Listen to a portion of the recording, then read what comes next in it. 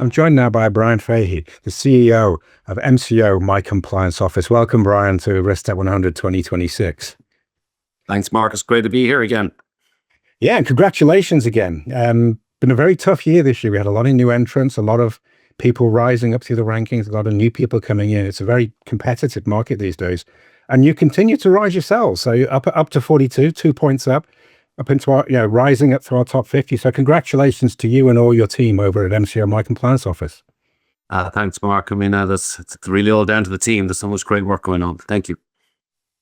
But we just cover a couple of areas today. Our audience is obviously very interested in the trends that you're seeing in the market right now. What's going on and what are you focusing?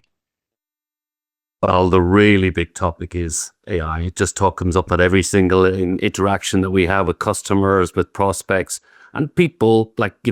It's always the same for compliance departments. They're asked to do so much and cover off so much in one place at one time, and they're looking for ways to help them. And of course, AI is very exciting from a technology perspective. It's a whole new frontier that anybody who's involved in technology gets very excited about. We have our product managers, our architects, our designers, our developers, very excited about what it can provide. We're seeing them come up with about 82 new projects and things where it can help across our 30 products. And some of them are reusing the same technology, like it's the same way around interpretation of a lot of text, a lot of images.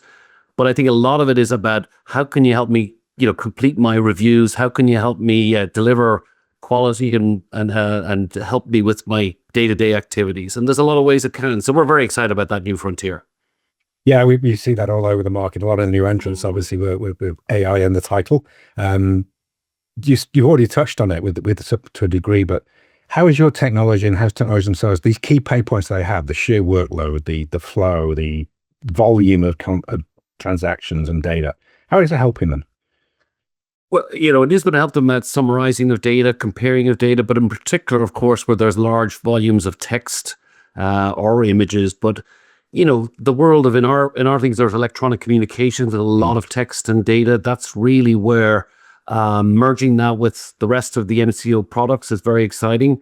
I think around, the challenges, particularly for larger firms, they have a lot of regulatory environments, a lot of products, and they have regulatory change combined with business change going on. And it's very hard for them to actually maintain their compliance program.